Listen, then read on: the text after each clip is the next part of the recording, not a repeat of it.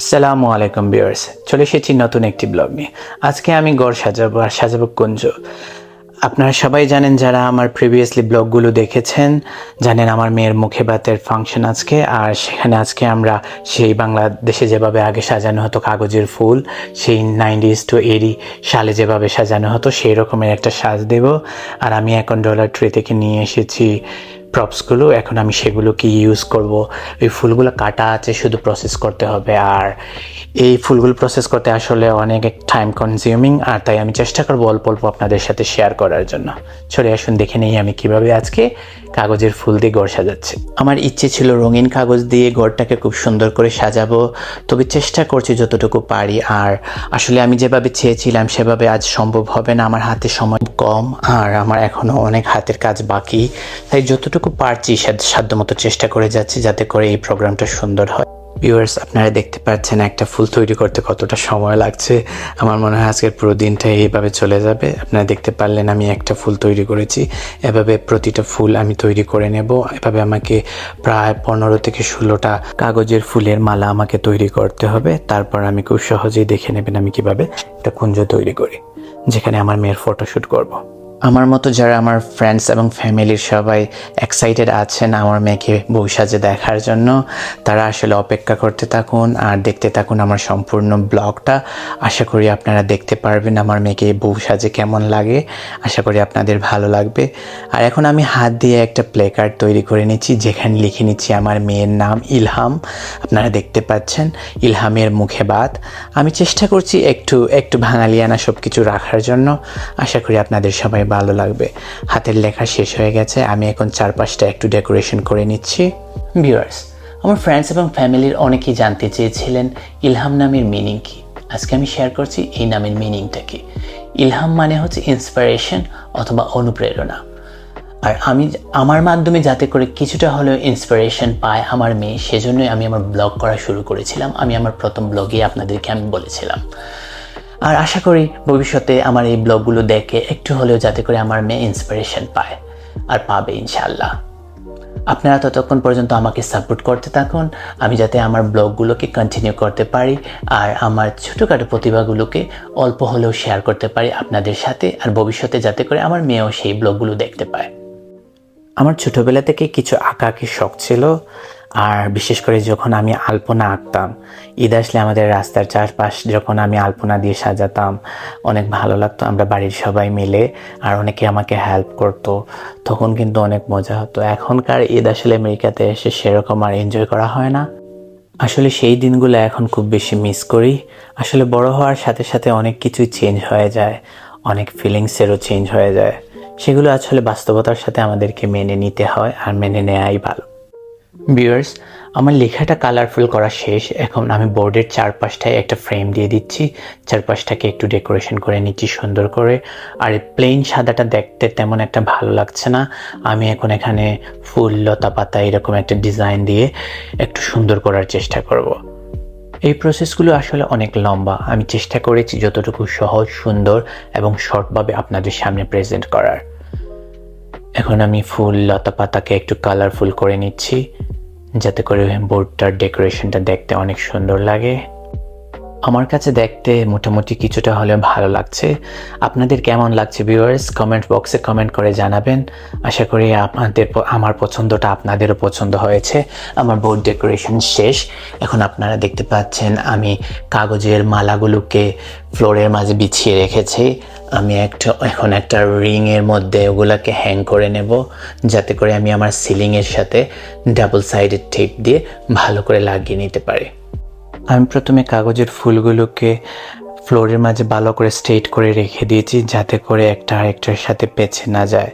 তারপরে এখন আমি এই রিংয়ের সাথে সবগুলোকে বেঁধে দিচ্ছি।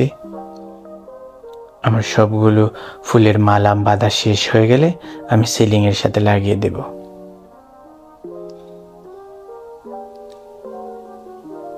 আসলে একা একা ডেকোরেশন করা অনেক কষ্টের ব্যাপার। আমার ওয়াইফ আবার রান্না করছে পাশেই, সেজন্য আমাকে একা একা করতে হচ্ছে। এখন আমি আমার মেয়ের ক্রিবের ম্যাট্রেসটা ফ্লোরে দিয়ে দিচ্ছি। আর আপনারা দেখতে পাচ্ছেন সিলিং থেকে আমি যখন এটাকে ঝুলিয়ে রেখেছি অনেকটা শর্ট হয়ে গেছে। এখন আমি এই প্রত্যেকটা মালাটাকে একটু এক্সটেনশন করে নেব। আমার কাছে আরও এক্সট্রা মালা যেগুলো আছে সেগুলো থেকে আমাকে ভেরি কেয়ারফুলি কাজটা করতে হচ্ছে, কারণ প্রত্যেকটা মালা কিন্তু এখন একটা আরেকটার সাথে যদি পেঁচে যায় তাহলে আপনার সম্পূর্ণ কষ্টটাই ব্যর্থ হয়ে যাবে। আর আমি এখন একটু ডেকোরেশন দেখে নিচ্ছি কিভাবে কি করা যায়।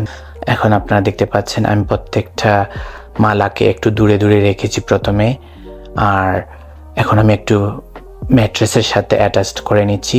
তা না ছাড়া কিন্তু এই স্টেজটা হয়ে যাবে বড়দের, আর আমার মেয়েটা অনেক ছোট, তাই তার সাথে যাতে মানানসই হয় সেক্ষেত্রে খেয়াল রেখে আমি সেটাকে করছি। অবশ্যই সেটা আমার না, আমার ওয়াইফের চয়েস ছিল, অপিনিয়ন ছিল। আমি প্রথমে ভেবেছিলাম একটু বড় করে রাখবো, আমরা যখন সবাই মিলে ফটো উঠবো তখন সবাই যাতে একসাথে জায়গা হয়। বাট আসলে যখন পরে চিন্তা করলাম সেখানে মানানসই লাগবে না আমার মেয়েকে যদি খুব বড় একটা স্টেজ হয়, আর সে তো অনেক ছোট। তাই দেখুন আপনাদের কেমন লাগছে আমার ডেকোরেশনটা শেষ। আশা করি আপনাদের পছন্দ হয়েছে। এখন বাকি শুধু অন্যান্য প্রসেসগুলো, তারপর ভিডিওর একমাত্র শেষে আপনারা দেখতে পারবেন আমার মেয়েকে এই স্টেজে কীভাবে কেমন লাগছে বউ সাজে। ততক্ষণ পর্যন্ত অপেক্ষা করুন। আর এখন আমি আমার মেয়ের খাবারের জন্য থাল ডেকোরেশন করব। আমি প্রথমে এই ভেজিটেবল অ্যান্ড ফ্রুটস কাটার দিয়ে ডিমগুলোকে কেটে নিচ্ছি। খুব সহজে এই কাটার দিয়ে ডিজাইন করা যায়। আমি এটা অ্যামাজন থেকে অর্ডার করেছি। আপনারা দেখতে পাচ্ছেন ডিমগুলো খুব সহজ এবং সুন্দরভাবে একটা ফ্লাওয়ার শেপ হয়ে গেছে। এভাবে একে একে আমি সব ফ্রুটসগুলোকে কেটে নেব। ভিউয়ার্স, আমার তালটা প্রসেসিং অলরেডি শুরু করে নিয়েছি, আর আমার হাতে কিন্তু অনেক সময় কম, তাই আমি চেষ্টা করেছি এই কম সময়ের মধ্য দিয়ে খুব সহজে এবং সুন্দর এবং কালারফুল একটা তাল যাতে আমি প্রেজেন্ট করতে পারি। কেউ যদি বিয়ে গায়ে হলুদের প্রোগ্রামে এই ধরনের থাল তৈরি করতে চান, নতুন আইডিয়া অথবা আমার মাধ্যমে কোনো একটা নতুন কিছু দেখতে চান, তাহলে কমেন্ট করুন। আমি আপনাদের স্বার্থে নতুন ব্লগ নিয়ে আসব, সেখানে এভাবে সুন্দর সুন্দর থাল আপনাদের সামনে প্রেজেন্ট করার চেষ্টা করব।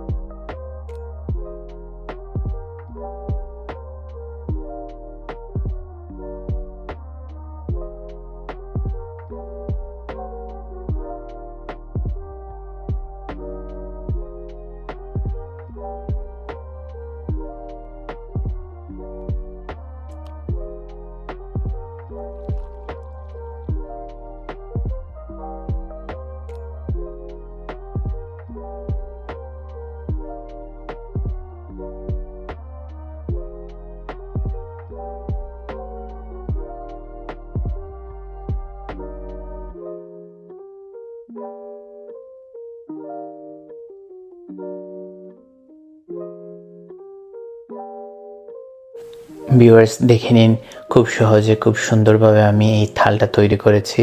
আমার কিন্তু ভীষণ ভালো লাগছে, আশা করি আপনাদেরও ভালো লাগছে। আমরা আমাদের অনুষ্ঠানের প্রায় অনেক কাছাকাছি চলে এসেছি।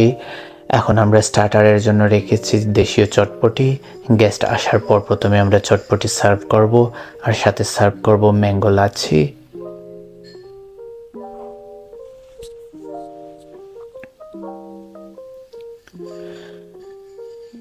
আমাদের সব প্রস্তুতি প্রায় শেষ। এখন দেখে নিন আমি আমার মেয়ের জন্য কি কি খাবার আজকে রেখেছি। এখানে অনেক ধরনের থাল আমি রেখেছি, অনেক ধরনের আইটেম রাখা হয়েছে। আমার মেয়ের শাড়ি, তারপর গয়না, তারপর খাবারের জিনিসপত্র সবগুলো প্রথমে আমি এখানে সেট আপ রেখেছি। তারপর আমি আমার মেয়েকে রেডি করব, রেডি করে ওকে শাড়ি পরাবো।